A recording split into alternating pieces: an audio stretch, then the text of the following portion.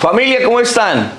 Les cuento que yo me siento muy feliz de estar en este momento aquí, de compartir este espacio el día de hoy, precisamente con Doris, en nuestro primer día de programa, este programa que hemos querido crear precisamente para compartir desde aquí muchos testimonios de muchas personas que estoy segurísimo le van a servir a muchos para que podamos seguir transformando nuestro corazón, pero ante todo seguir haciendo patria, seguir construyendo patria. Desde aquí les quiero decir que hoy en adelante les seguiremos compartiendo por este medio, por este programa que hemos querido construir, que se llamará Corazón de Patria. Corazón de Patria. Eso es lo que quisiéramos nosotros transmitir. El corazón de patria, lo que mueve la patria. Ese músculo hermoso que le da vida al cuerpo. Desde aquí quisiéramos también nosotros, haciendo lo que hacemos con todo el amor, inyectarle vida a nuestra patria. Hoy les quiero compartir, estamos aquí con Doris Hoyos. Ella nos va a compartir un testimonio muy lindo sobre lo que significa ser provida, y ella nos va a contar ahorita, ustedes se van a dar cuenta de esto. Hay una percepción en el ambiente que ser provida es trabajar por los bebés por nacer, por los bebés que están en el vientre. Pero nosotros a través de este programa quisiéramos como ampliar esa perspectiva, que finalmente no es errada, porque también eso es ser provida, pero que no es completo. Ser provida es defender la vida desde el momento de la concepción hasta la muerte natural, o sea, defender la vida en todo su ciclo. Nos importa la vida del bebé por nacer, nos importa la vida del anciano que está en sus últimos momentos de vida, pero nos importa la vida también de los niños que viven la situación del hambre, nos importa la vida de los jóvenes que están en riesgo de caer en el consumo de sustancias psicoactivas, en el alcohol, en el tabaquismo, en la pornografía, en la masturbación, en todas estas cosas que lo que hacen es destruir la vida de nuestros jóvenes. Pero también nos preocupa la vida de las personas que están en condición de calle.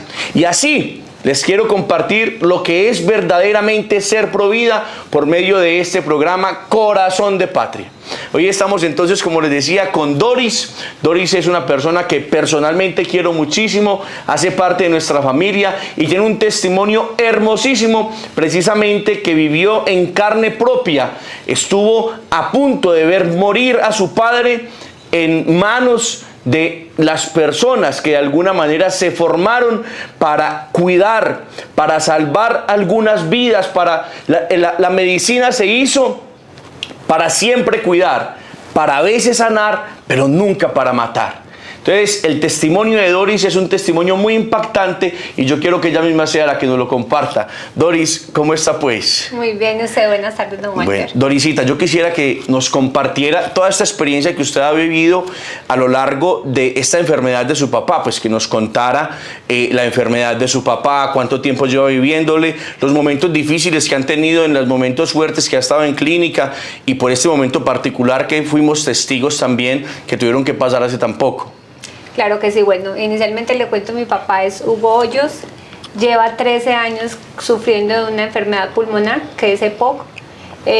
Cada vez efectivamente esta enfermedad se convierte en cada vez más grave, ¿cierto? Entonces llevamos 13 años con mi papá, en estos momentos tiene 73 años y no, en momentos de crisis nos ha tocado visitar muchas clínicas aquí en el Valle de Aburrá, ¿cierto? Dentro de esas visitas que hemos tenido, pues han sido 3 que nos han marcado mucho como familia, nos han marcado mucho toda la familia. Y fue una vez que lo llevaron y lo internaron con una crisis en la clínica San Vicente. Ahí fue donde inicialmente, hace aproximadamente 5 años, le hablaron sobre la eutanasia. Entonces le hablaron, decían el personal médico que debía conocer sus derechos, por lo que es considerada una enfermedad ya que no hay nada que hacer por ellos. Clínicamente eso es lo que nos dicen. Le explica lo que es la eutanasia, los derechos de él como paciente para acceder a la eutanasia. En ese momento pues nos reunimos toda la familia. Mi papá en ese momento empezó a internarse en la UCI. Entonces como familia pues hablamos de eso y ninguno estábamos de acuerdo, pero sin embargo muy respetuosamente nos hablaron de eso y nos dejaron tomar nuestras propias decisiones. Y no, una que nos marcó mucho fue una ahora en junio del 2025, que internamos a mi papá. en la Clínica Las Américas de Envigado. En ese momento también se habló mucho del EPOC, de la eutanasia. También la conocíamos porque cada vez que mi papá iba a citas le hablaban de ello, pero sentimos que muy respetuosamente. Pero lo que vimos en junio del 2025 fue algo que decíamos nosotros, algo que nunca esperábamos, y menos de las personas, porque usted mismo lo acaba de manifestar, son quienes están en su labor de salvar vidas. Entonces mi papá lo llevamos por una crisis muy mal.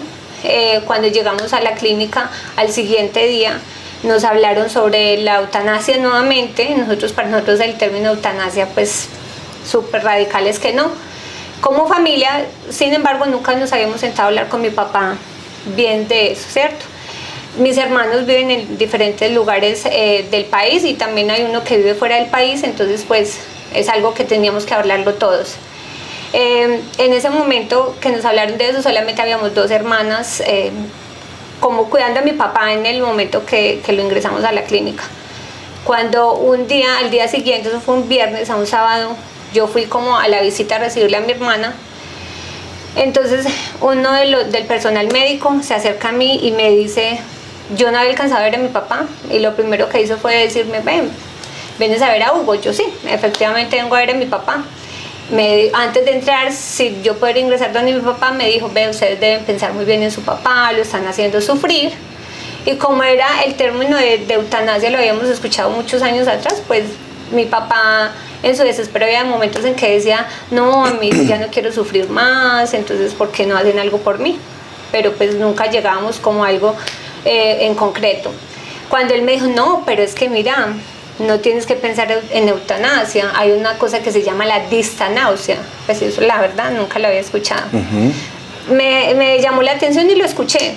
Me dijo, su papá nos pide que le aplicamos la eutanasia, pero eso no tiene que ser tan doloroso, porque la eutanasia es simplemente una inyección. Lo que él me explicó es simplemente una inyección donde en pocas horas pues él ya no va a estar, simplemente se muere, y es inducir la muerte, ¿cierto?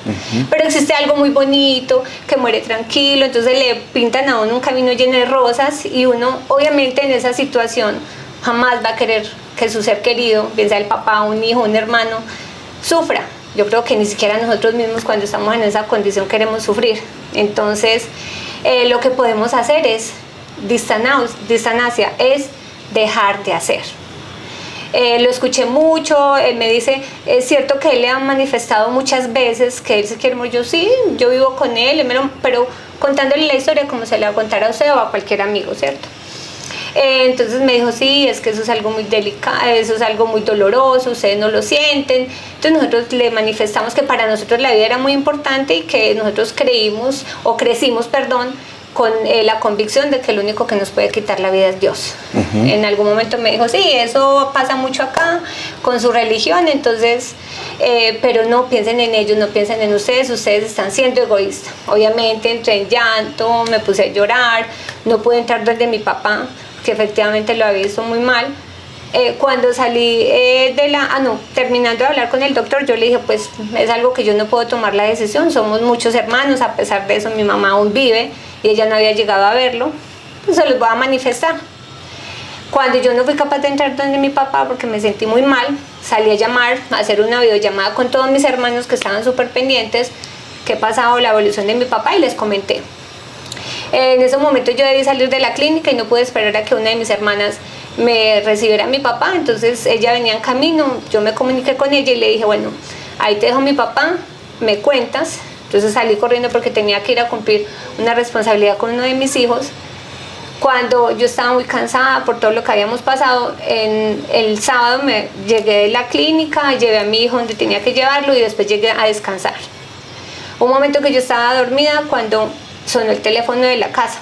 Entonces me contestó uno de mis hijos y habló, tía, ¿qué pasó? Obviamente yo me asusté mucho cuando me dijo, páseme urgente a su mamá. Cuando me dijo, Doris, como yo ya les tenía a ellos informados de lo que había pasado en la mañana, entonces me dijo, Doris, ¿usted qué firmó aquí? Y yo le dije, no, yo no he firmado nada. Me dijo, necesito que me diga qué firmó porque me están hablando ahora de lo mismo que usted nos habló en la mañana, y hubo una de las enfermeras que por error, por obra y gracia del Espíritu Santo se equivocó. Lo único que dijo era, estaba como dándole la ronda a mi papá y le va diciendo, hola, ¿cómo están? ¿Ya el doctor habló con ustedes? Y pues como había hablado conmigo, uno dice, sí, ya habló con mi hermana, habló. Ah, listo, entonces no te preocupes, tu papá va a morir tranquilo, solamente en 2 horitas ya tu papá no va a vivir. Cuando mi hermana se asustó, dijo, no, venga, pero si mi hermana sí habló con el doctor, pero no sobre eso, dígame qué fue lo que pasó. La muchacha se asustó demasiado, ella lo que dijo fue, llame urgente al doctor porque necesito hablar con él, nosotros no hemos pedido eso. Y entonces cuando yo le dije, yo no he firmado nada, me dijo, yo te creo totalmente, entonces yo voy a solucionar eso. Pero entonces ella no me colgó y hablaba con el doctor mientras yo estaba en la línea. Cuando el doctor pues llegó y dijo, sí, es que yo hablé con tu hermana, es que él mismo lo ha estado pidiendo, sí, es que todos lo sabemos, mi papá en su momento de desespero, pues todos en un momento de desespero decimos cosas que no están como coherentes, ¿cierto? Entonces cuando le va diciendo, ¿y usted qué le está haciendo? Porque la doctora se ha equivocado y me ha dicho que en 2 horas se muere. No, es que yo hice lo que tenía que hacer. Pero dígame, ¿quién le autorizó a usted a que mi papá le dejaran de suministrar los medicamentos? Ah, es que vino su hermana y ella, sí, es que ella nos comentó y nos tiene al tanto de todo, pero en ningún momento ella autorizó eso, y más porque ninguno de nosotros estamos de acuerdo con eso. Después dijo, no hable más y necesito que por favor llegue rápido y le ponga los medicamentos que mi papá necesita. Cuando entonces él dijo, bueno, no, yo solamente me demoro 1 segundo, dijo, 1 segundo que estás perdiendo acá, por favor vaya, y se los pone urgentemente. Cuando ya después salió corriendo y se los puso, después le dijo, doctor, ¿usted por qué tan irresponsable? No sabe que la verdad es que yo sí fui el que tomé la decisión porque me dio muy duro ver a su papá sufriendo. Entonces ella le dijo, pero es que es mi papá, no es su papá. Y si está sufriendo, pero entonces haga algo para que no sufra, pero no es dejar de hacer. Bueno, entonces todo se quedó así. Mi hermana, yo obviamente ya no tenía vida, ya nosotros no dejábamos a mi papá en ningún momento solo porque nos daba miedo que o le hicieran algo o no le aplicaran más los medicamentos que necesitaba. En algún momento nos citaron a todos que teníamos que estar, porque definitivamente mi papá ya no va más. Empezó como una persecución, le llamamos nosotros, una persecución en contra de la familia, porque decía, bueno, y entonces es que es un derecho del paciente, él es el que está sufriendo y él está consciente, entonces necesitamos que ustedes solucionen y le den ya la solución a su papá. Entonces hubo un momento que todos nos reunimos, mi hermano vino de otro lugar urgente, porque supuestamente ya en las últimas horas, porque ya mi papá no va más. Cuando nos reunimos y nos reunimos con el personal médico, hicimos como el tema de una junta, entonces ellos, nos parece algo muy frío porque cada rato nos manifestaban ustedes y su religión y esa cosa del Dios que salva. ¿Y qué pasa a la persona que sufre? Dios no va a querer que una persona sufra, entonces ustedes a quién están predicando. Después de eso yo recuerdo que yo le dije mucho a mi hermana, yo no voy a hablar más porque él lo malinterpretó, y entonces yo no voy a hablar más, que sea una sola persona a la que pregunte por mi papá, cómo está mi papá, cómo va mi papá, yo no más. Después nos reunimos y nosotros, mi hermana y yo, no le habíamos dicho nada a mis hermanos porque si nosotros vivimos ese momento tan horrible y tan tensionante, ellos desde lejos, sin poder controlar nada, se iban a desesperar más. Cuando nos reunimos como hora antes de tener la junta con todos los médicos, mi familia decía, no, es que ellos van a buscar siempre el bien para nosotros. Cuando decidimos, dijimos, vamos a hablar. Ellos no están buscando el bien para mi papá porque pasó esto. Le contamos, obviamente todos furiosos, cómo es posible. Nos reunimos con uno supuestamente que era el director de todos. Le manifestamos lo que había pasado, decir, no, es que fue un error, pero definitivamente es su papá y no hay nada que hacer. Le dijimos, pues, hablamos con él, pues que quienes eran, aunque ellos conocieran sobre eso, pues no eran quienes decidían mi papá cuánto iba a vivir. Cuando dijo, no, pues nosotros vamos a tratar de hacer lo que más podamos, pero bueno, ¿qué es lo que más podamos? Vamos a mirar hasta qué punto, casi no nos daban información. Hubo un momento en que entonces en ese momento, en la reunión que tuvimos, le dijimos, bueno, si es tanto lo que quieren hacer por mi papá, ¿por qué no le han traído un psicólogo, pues porque ellos manifestaban que lo estaba pidiendo cada rato. Hugo, hola, ¿cómo amaneces? Si te quieres ir, recuerda que si sigues con esta enfermedad, si llegas a tu casa vas a quedar como un vegetal. O sea, le pintaban el panorama más oscuro que obviamente ninguna persona de sus 5 sentidos va a querer vivir.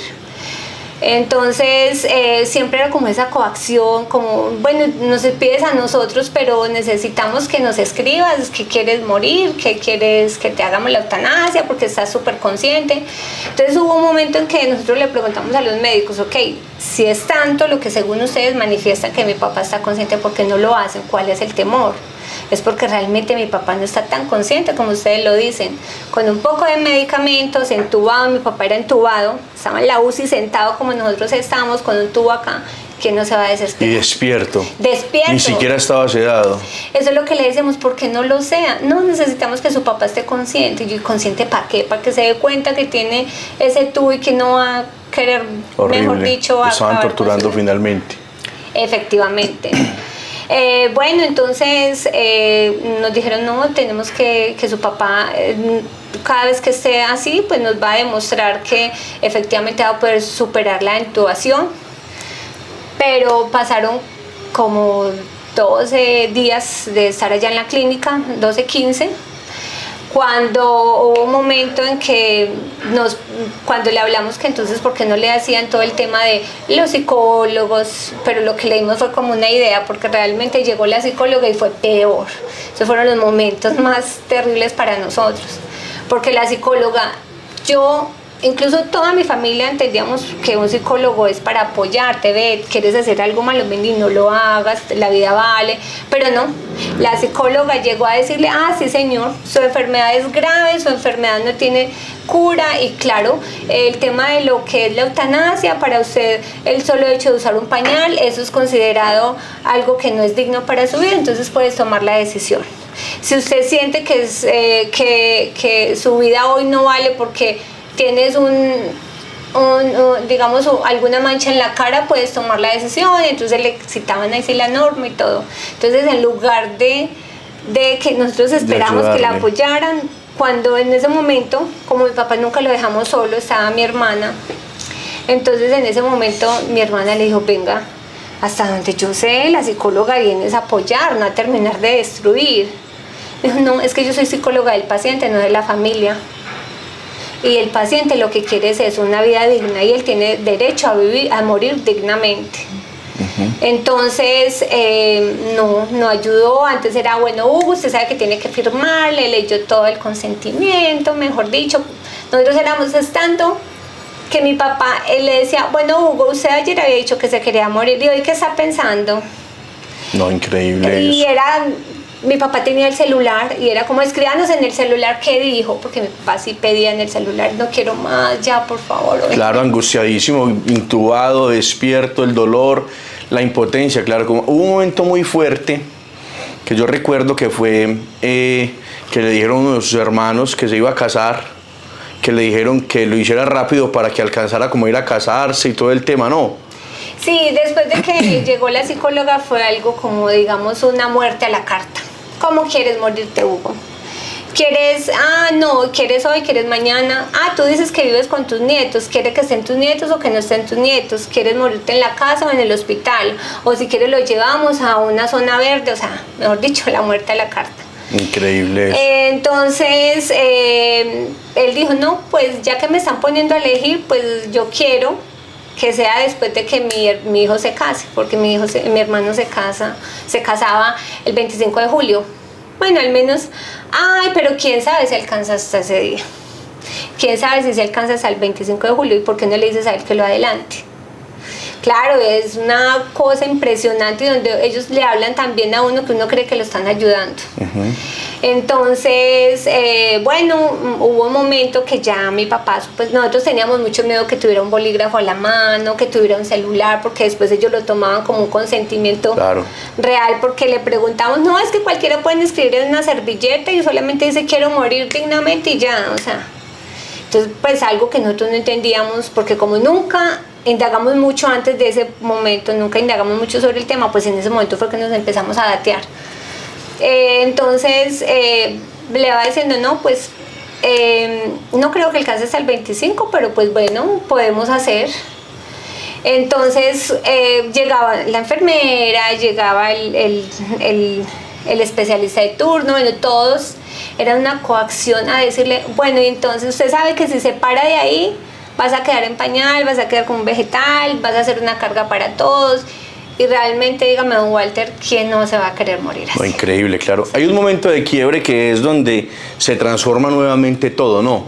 Ya nosotros estábamos casi que listo, aceptando, ¿sí? Mi papá ya no hay más, no hay nada más que hacer por mi papá ya no quiere más, lo vemos realmente sufrir mucho. Hubo un momento donde dijeron, bueno, necesitamos que nos veamos mañana a las 3 todos, pero para despedirse, porque su papá no va más. Cuando no importa lo que piense la familia, no importa lo que nos digo, pero eso es un derecho de su papá y lo vamos a hacer. Todos, incluso hasta llegamos a un momento, entonces mis hermanos, no, sí, pues que pesar, mi papá sufriendo mucho, entonces era como una lluvia de ideas, unos en pro y otros en contra, porque empieza realmente uno a dudar de esa fe, bueno, realmente sí será que estamos haciendo bien con mi papá, poniéndolo a sufrir, porque ellos manifestaban que era por nosotros. Cuando hubo un momento que va diciendo, no, definitivamente despidámonos, por mi papá ya no hay nada más que hacer, porque ellos lo van a hacer por encima de todo. Yo recuerdo muy bien que en ese momento no estaba de mi papá, porque mi hermano me llamó, yo estaba en la oficina, y yo le dije, estábamos todos reunidos, dije, listo, ok, que ellos lo hagan, pero yo mañana mismo voy a hacer algo legal en contra de ellos, porque es que si están tan conscientes como ¿quién va a estar consciente con medicamentos, con un tubo, con todo? En ese momento o en esos días era una cosa de que incluso la unión que siempre hemos tenido como hermanos, como familia, se estaba derrumbando. Unos contra otros, o no, es que usted es el que no quiere dejar ir a mi papá, suéltelo, usted es el que es egoísta. Entonces estábamos ese tire y afloje peleando entre hermanos, eso provocó toda una pelea entre hermanos. Algo que yo le rescato mucho a mi mamá es que uno la veía como, hay que pensar de mi mamá con esa ilusión, pero fue la única personalmente que le vi esa ilusión, no, él no se va a morir, él no se va a morir, todavía que se va a morir, pero entre hermanos, o no, es que dejémoslo ya, soltémoslo ya, que se vaya, hagámosle eso, que pesar, mire, está sufriendo. Entonces hubo un momento cuando dijo, vamos a hacer algo una acción legal, para que dejen de, que mi papá después de que salga allá tome la decisión y consciente y sin dolores piense qué hacer, pero en estos momentos con un dolor, ¿quién va a pensar algo bueno? Entonces todos se quedaron callados cuando una de mis hermanas dijo por allá, yo tengo que trabajar, pero simplemente dígame qué es lo que tengo que hacer, dónde tengo que llevar documentos, no haga sino decirme que yo estoy súper dispuesta a todo lo que usted haga. Mis dos hermanos se quedaron como que, no, ¿para qué problema, cierto? Realmente no somos una familia de problemas, nos gusta más alejarnos del problema, pero yo lo veía más como de la problemática, llegó ya aquí. Pero sin embargo, ese día fue un momento, porque eso fue como a las 12 del mediodía y toda esa tarde fue tensionante en toda mi familia. Uno sentía unas rabias con unos que no estaban de acuerdo, todos dentro de nuestra posición. Claro. ¿Cierto? Ninguno con una intención mala, sino antes buena. Pero sentíamos como esa rivalidad, ve, y este tan conchudo, o esa tan conchuda, pero porque está pensando así. Pero realmente, después nos sentamos a hablar, cuando ya habíamos como bajado todos esos momentos de euforia que teníamos. Entonces le hablé a uno de mis hermanos y me dijo, bueno, ahora que yo estoy súper más tranquilo, por favor explíqueme qué es lo que usted va a hacer. Bueno, le expliqué. Me dijo, no, entonces sabe que yo estoy súper dispuesta a lo que haya que hacer. Bueno, entonces al otro día empezamos a radicar una tutela para que no es tanto, el hecho es ya, dejen de decirle a mi papá si se va a morir, que incluso llegamos, yo me acuerdo que yo iba a la iglesia y le decía, Diosito, por favor, lléveselo ya, o sea, hubo en un momento que uno de los tíos llegó, a él no se le podía dar agua, nada. Entonces él sabía que él no sabía nada y le pidió que le diera un agua y él no podía tomar porque se le iba todo a los pulmones, claro. Tenía todo pues como abierto. Cuando después dijeron, mi tío Julio le dio a mi papá agua, todos asustados, cuando yo dije, bueno, que se muera de eso y no que lo maten, ya que se va a hacer. Bendito, o sea, es tanto Dios, no pedirle que se claro. muera, pedirle Diosito lléveselo para que no sea, porque uno piensa en qué pasa más allá. en cómo nos va a juzgar Dios. Entonces, ya después, cuando por fin pues movimos todos los medios, hacemos todo el tema de la tutela, cuando esa tutela que sale, como que ya les llega a la clínica, cambio total. Le cuento, mi papá al otro día empezó a cambiar, a mejorar. De un momento a otro, al otro día, su papá ya le podemos quitar el tubo. Su papá ya está mejorando, mírale esa actitud tan chévere. ¿Pero por qué? Porque le pedimos que dejaran de decirle todo. Que él ya sabía que era una enfermedad terminal, que nosotros lo sabíamos, lo teníamos claro, pero que así como él, que tenía esa enfermedad terminal, nosotros podíamos morir primero que ellos. Incluso con mi papá lo hablamos tomándonos un café, Pepa, enterraste a tal persona, nunca se imagina uno dice, pensaba realmente, como le meten a uno eso en la cabeza de que el que está más enfermo, el que más rápido se muere, entonces uno dice, no, yo voy a morir primero que fulanito, que está súper enfermo, súper aliviado, que nunca pasó por una clínica, le ha tocado enterrar muchas personas y ahí está. Entonces su papá desde ese momento le empieza nuevamente a suministrar el medicamento que necesita, una diferente atención. Tengo entendido que los médicos también se acercaron, se disculparon con ustedes, les pidieron perdón por toda esa situación tan compleja que les habían hecho vivir. Una situación muy compleja, pero su papá nuevamente, ¿a los cuántos días entonces salió de la clínica? Después de que salió todo eso, mi papá salió de la clínica a los 8 días. A los 8 días después de todo esto, el papá sale de la clínica, ¿cierto? Llega a la casita. Les tengo para contar además que Doris es una mujer casada, madre de 4 hijos, empresaria, es una mujer impresionante y yo quisiera que ella les cuente. Llega el papá a la casa con sus... Cuando llega mi papá a la casa no lo podemos creer, o sea, realmente yo lo recuerdo y me da emoción, me dan ganas de llorar, Para mí ese momento y todos los momentos que hemos vivido con mi papá, pero ese específicamente realmente es una prueba de fe. Claro. Una cosa es decir tengo fe, otra cosa es venga muéstreme qué tanta fe tiene. Entonces muchas veces pensamos que tener fe es darnos esa paz, esa tranquilidad para decir sí, yo tengo fe, yo creo en lo que yo hago. Sí. Pero la fe es esa prueba. Para mí esa y una prueba de una amiga que tengo de hace muchos años que también una situación muy pesada y yo la admiro a ella. Su hijito se le murió teniendo un añito y yo iba supuestamente a decirle ya cálmate y ella era la que me tenía que calmar y se volvió a repetir el tema de esa fe, o sea, esa fe. Y llegamos a la casa, mis hijos esperándolo, felices, bailando, contentos, porque realmente todos, o sea, eran sus momentos tan tensionantes, ya papito no va a volver a la casa. Claro. Papito, ya nos vamos, pero unos días uno de esa, sí, pero otros días más como, no, ya, mi papá, ya no más. Sus hermanos felices, su mamá. Felices, mi mamá, mejor dicho, yo digo, no, mi mamá es súper guerrera, o sea, realmente siempre esa fe, y si uno la viera, creería más que tiene fe otra persona que mi mamá, pero esa fe no, todavía no hay, no, pues mi viejito no se me va a ir todavía. Sí. Y realmente con ese temor de que mi papá supuestamente iba a llegar a tenerlo que cuidar, cuidados paliativos, uno con ese miedo de cuidados paliativos porque se imagina a esa persona ya en la casa muriéndose, donde lo llevan a morir, no. Mi papá súper bien, mi papá llegó a la casa, mi papá llegó por sus propios medios porque pues con su oxígeno, y eso lo sabemos que mi papá no se le iba a quitar. ¿Qué pasó? El oxígeno él lo tenía al 6, ya le quedó al 10, en estos días lo ha bajado al 8, pero cuidados paliativos en la casa, los especialistas en la casa, los medicamentos en la casa, no, pues realmente... Consintiéndolo todos ustedes, los nietos consintiéndole. Por ahí vi incluso una fotico estos días que estaba feliz, muerto de la risa en el matrimonio, precisamente de su hermano. Al fin lo pudimos llevar, realmente el tema del oxígeno como quedó al 10, es muy difícil conseguirlo, pues él ya no puede andar con la maletica que tenía o en esos que es un concentrador gigante, muy grande, pero eso como entre 3 o 4 lo subimos al carro y nos lo llevamos en contra de todo pronóstico, lo llevamos al lugar donde mi hermano se casó, nos llevamos el concentrador para de una vez conectarlo, allá estuvo, pasó rico, imagínense que hasta en esa boda se cayó. Ahí está, como si no hubiera pasado. ¿Cuánto ha pasado después de que estuvo el papá a punto de morir, según eso, en la clínica? 2 meses. 2 meses, y están felices con el papá en la casa. felices, y si usted lo ve, antes nos ayuda, le ayuda a arreglar cocina, le ayuda a tender su cama, él se baña, él si en algún momento tengo que salir así súper rápido a mirar algo, no, yo te miro un momentico los hijos, o sea, excelente, es un apoyo, es totalmente diferente a lo que nos pintaron.